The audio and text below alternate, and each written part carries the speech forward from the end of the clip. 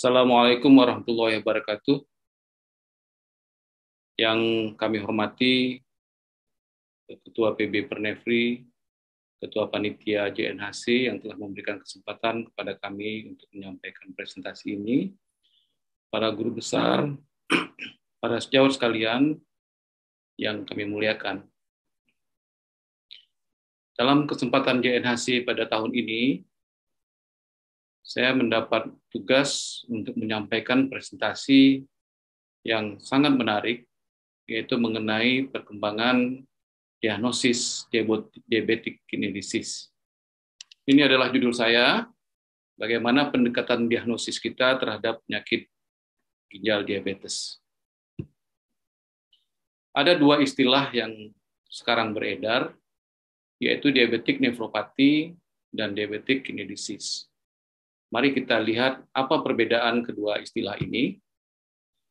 Kalau diabetic nephropathy adalah diagnosis yang berdasarkan atas perubahan struktural patologik dan perubahan fungsional yang terjadi pada ginjal pada pasien-pasien DM, baik tipe 1 maupun tipe 2, yang disebabkan oleh efek diabetes terhadap ginjal. Jadi istilah ini lebih cenderung pada bagaimana perubahan tipikal dari penyakit glomerular lulus.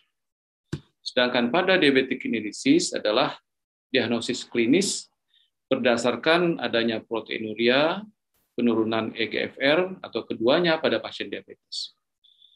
Ini tidak disebabkan oleh tipe patologis yang spesifik, dan mungkin saja disebabkan oleh penyakit yang lain pada pasien-pasien diabetes. Bisa saja terjadi nefrosklerosis hipertensif, atau penyakit ginjal akut kidney injury yang berkelanjutan.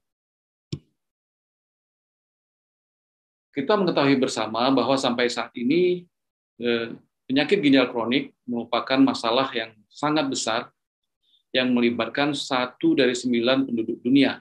Jadi kalau kita terjemahkan sampai 850 juta pasien-pasien CKD, 2,6 juta diantaranya menjalani renal replacement therapy. Sedangkan kematian setiap tahun itu berjumlah lebih kurang 1,2 juta. Dan pasien-pasien yang menerima renal replacement therapy itu diperkirakan akan meningkat menjadi 5 juta pada tahun 2030. Ini tidak lain karena berkembangnya penduduk usia tua dan meningkatnya prevalensi diabetes dan hipertensi. Karena sampai saat ini secara global, penyebab penyakit ginjal kronik utama adalah diabetes sebanyak 42%, kemudian disusul dengan hipertensi dan glomerulonefritis sebanyak 18%. Sedangkan di Indonesia sendiri, berdasarkan Indonesian Renal Registry, penyebab utama penyakit ginjal kronik itu ada 2, sama, tapi hipertensi yang lebih banyak, 35%, sedangkan diabetes 29%, kemudian diikuti oleh penyebab-penyebab yang lainnya seperti glomerulonefritis, lupus, ginjal polikistik, dan obstruksi. Sebaliknya, kalau kita lihat dari sisi diabetes, ternyata CKD ini merupakan komplikasi utama dan pertama dari penyakit-penyakit diabetes. Mari kita lihat bagaimana patofisiologi dari penyakit ginjal diabetik. Penyakit ginjal diabetik itu merupakan representasi dari hubungan antara faktor genetik dan faktor lingkungan yang diikuti dengan faktor usia. Semakin tua usia seseorang akan semakin tinggi kemungkinan menjadi diabetic kidney disease. Dan dari 20 tahun belakangan ini terdapat 150 gen yang dianggap berhubungan dengan penyakit ginjal diabetik. Ini adalah beberapa gen yang diketahui menyebabkan penyakit ginjal diabetik. Di antaranya adalah ACE, kemudian angiotensin reseptor gen, kemudian juga beberapa yang lainnya. Beberapa faktor risiko terjadinya diabetic kidney disease. Selain dari faktor herediter dan genetik tadi, ada faktor demografi, usia tua, jenis kelamin laki-laki, ras tadi sudah dijelaskan, kemudian kondisi sistemik, yaitu bagaimana kontrol gula darah, obesitas, hipertensi, ada riwayat dari acute kidney injury, beberapa toksin dan merokok, juga ada faktor kebiasaan seperti high protein intake. Ini adalah progresivitas atau perjalanan dari penyakit diabetic kidney disease, mulai dari awal, ya. Pada fase awal itu filtrasinya masih normal, boleh dikatakan semuanya masih bagus, kemudian terjadi hiperfiltrasi, GFR-nya justru meningkat pada kondisi ini, namun sudah mulai terjadi peningkatan albumin urin. Lalu terjadi penurunan GFR, sudah mulai terjadi setelah massa nefron itu berkisar 50%, dan terjadi peningkatan albumin ekskresi. Dan akhirnya terjadilah apa yang kita kenal selama ini sebagai hipofiltrasi, terjadi penurunan GFR yang meningkat, dan akhirnya albumin yang tadi meningkat juga akan menurun. Jadi kalau kita lihat lebih jelas pada gambar ini, bagaimana stage dari diabetic nephropathy, mulai dari renal hypertrophy, incipient diabetic nephropathy, over, dan end-stage renalysis. Incipient ini yang kita kenal selama ini kalau terjadi mikroalbuminuria, sedangkan over diabetic nephropathy itu kalau sudah terjadi makroalbuminuria. Dan tekanan darah dalam kondisi ini sudah semakin meningkat, akhirnya akan terjadi end-stage renalysis. Dan ini dialami untuk pasien-pasien sampai 5-15 tahun. Patogenesis dari diabetic kidney disease atau diabetic nephropathy ini dimulai dengan terjadinya peningkatan glukosa darah, hiperglisemi, dan melalui 5 jalur, yaitu peningkatan poliol, peningkatan protein glosilasi, diasilgliserol, hexosamin flux, dan mitochondrial flux. Dalam kondisi ini, maka akan terjadi penurunan NADPH, kemudian peningkatan EGIS, peningkatan protein kinase C, dan peningkatan N-asetilglukosamin. Semuanya ini nanti pada akhirnya berakibat meningkatkan matrik mesangial, kemudian terjadi kerusakan porosit, terjadi fibrosis tubulo interstisial, dan terjadi sklerosis glomerulus. Dan kondisi inilah yang dapat menyebabkan albuminuria dan penurunan GFR. Selanjutnya, bagaimana diagnosis dari diabetic kidney disease? Kita mengenal bahwa selama ini ada 2 pemeriksaan yang dilakukan pada pasien-pasien diabetes untuk mengetahui apakah terjadi keterlibatan ginjal atau tidak, yaitu eGFR dan albumin creatinine ratio.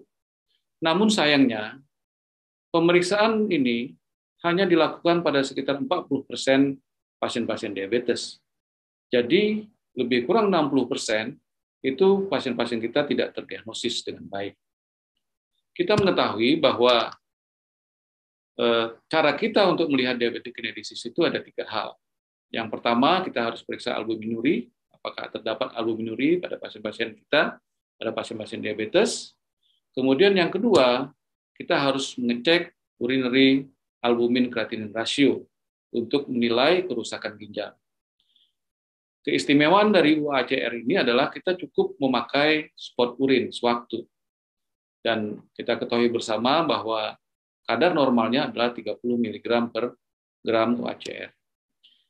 Dan langkah selanjutnya adalah kita harus memeriksa estimated GFR ya, untuk melihat fungsi ginjal. Jadi kalau albumin creatinine ratio untuk melihat kerusakan ginjal, maka eGFR itu melihat bagaimana perkembangan fungsi ginjal. Dan untuk pemeriksaan ini biasanya kita memerlukan data kreatinin, usia, gender, dan ras. Mari kita lihat lebih dalam di sini. Berdasarkan guideline dari KDIGO, pemeriksaan albuminuria itu dapat dilakukan dengan pemeriksaan ACR, albumin creatinine ratio, atau PCR, protein to creatinine ratio, dapat juga dilakukan dengan reagen strip untuk memeriksa protein secara otomatis atau juga secara manual. Kemudian direkomendasikan untuk pemeriksaan ACR dan PCR pada pasien-pasien kita dengan sampel urin sewaktu. Dan dikatakan bahwa ini akan lebih baik dibandingkan hanya konsentrasi dari proteinuria saja. Ini adalah guideline dari KDIGO yang merumuskan apakah kita memeriksa albumin atau protein. Di sini terlihat bahwa kalau kita memeriksa albumin kreatinin rasio batasannya adalah 30, 300, dan di atas 300. Namun kalau kita memeriksa protein kreatinin rasio batasannya adalah 150 sampai 500 dan di atas 500. Yang umum kita lakukan adalah ACR. Jadi urinary albumin creatinine ratio, dan umum kita memakai miligram per gram. Kemudian selanjutnya bagaimana cara kita mengevaluasi laju filtrasi glomerulus. Itu direkomendasikan untuk memakai kreatinin dan estimasi GFR untuk menilai awal. Kalau itu tidak dianggap belum akurat, dapat dianjurkan untuk pemeriksaan tambahan sistatin C. Dan direkomendasikan untuk memeriksa estimating GFR kreatinin dibandingkan hanya kreatinin saja. Dan sekarang ini yang dianjurkan adalah GFR pada CKD-EPI. Ini adalah kalkulator EGFR yang dapat kita download di masing-masing smartphone kita, dan kita tinggal memasukkan bagaimana kadar kreatinin, usia, gender kita apa, laki-laki atau perempuan, ras kita biasanya kalau kita orang Indonesia adalah lain selain dari black, dan kita akan mendapatkan GFR yang kita harapkan. Kita bisa memilih MDRD atau memeriksa CKD-EPI. Juga dulu kita mengenal apa yang disebut sebagai creatinine clearance, yang kita ukur urinnya sampai 24 jam dan dibandingkan dengan GFR. Ini sudah relatif jarang kita pakai karena pengumpulan urin 24 jam itu banyak kesalahannya. Ya, banyak kesalahan. Selanjutnya, kita ingin melihat bagaimana peranan biopsi ginjal pada pasien-pasien diabetic kidney disease. Banyak kasus kejadian diabetes ini merupakan diagnosis klinis, tidak melakukan biopsi. Namun sampai saat ini dikatakan bahwa biopsi ginjal itu merupakan gold standar dari diagnosis diabetic nephropathy. Oleh sebab itu di berbagai center dikatakan bahwa biopsi ini dilakukan untuk memastikan diabetic nephropathy. Ini adalah satu tulisan yang disampaikan oleh Siar Erdogmus yang mengatakan bahwa ternyata non-diabetic kidney disease pada pasien-pasien diabetes itu cukup tinggi. Ini katakan di sini bahwa hasilnya 24 orang atau 50% pasien itu adalah non-diabetic kidney disease, walaupun dia pada pasien-pasien diabetes. 20 orang, yaitu 1,7%, itu mengalami diabetic kidney disease, dan 8,3% selebihnya itu ternyata ada double, baik DKD maupun non-DKD. Dan pada pasien-pasien non-DKD, ternyata yang terbanyak adalah membranous nephropathy, diikuti oleh tubulointerstitial nephritis dan IgA nephropathy. Satu hal yang harus kita perhatikan bahwa pada tulisan ini dikatakan bahwa diabetic retinopathy itu sangat berasosiasi dengan DKD. Itu positif, predictive value-nya sampai 80% dan negatifnya 81%. Kemudian Sutong dan kawan-kawan melihat bagaimana peranan renal biopsi pada pasien diabetes ini. Dia mengatakan bahwa renal biopsi tetap sebagai gold standar, dan kita untuk melihat ini harus kita lakukan renal biopsi pada pasien-pasien diabetes kidney disease, terutama yang memberikan gejala, pertama tidak ada retinopati diabetik, kemudian lama diabetesnya masih sangat kurang, misalnya di bawah 5 tahun, adanya hematuri mikroskopik, kemudian adanya subnefrotik proteinuri, kemudian terjadi penurunan glycated hemoglobin, dan rendahnya kadar glukosa puasa. Dan dikatakan dalam tulisan ini bahwa renal biopsi dapat dilakukan sebagai diagnosis yang dini, karena itu harus kita lakukan sedini mungkin pada pasien-pasien diabetes DM tipe 2. Ini perubahan histopatologi yang terjadi pada pasien-pasien diabetes ini yang sehat. Ini terjadi hyalinosis arteriol, kemudian terjadi penebalan membran basement membran, kemudian terjadi hipertrofi mesangial, deposisi kolagen, podosit hipertrofi dan hilang, kemudian podosit food proses. Jadi hal-hal ini bisa terjadi dan akhirnya terjadi gangguan di tubulus. Gangguan tubulus terjadilah albuminuria. Ini adalah kelas dari diabetic kidney disease, mulai dari kelas 1 yang sangat ringan, yang biasanya secara mikroskop cahaya itu tidak bisa kelihatan. Pada kelas 2 sudah terjadi ekspansi mesangial yang ringan, kemudian terjadi ekspansi mesangial yang cukup berat, akhirnya pada kelas 3 itu sudah terjadi nodular sklerosis yang kita sebut sebagai Kymston-Wilson, KW lesion. Dan kelas 3 itu biasanya terjadi glomerulosklerosis.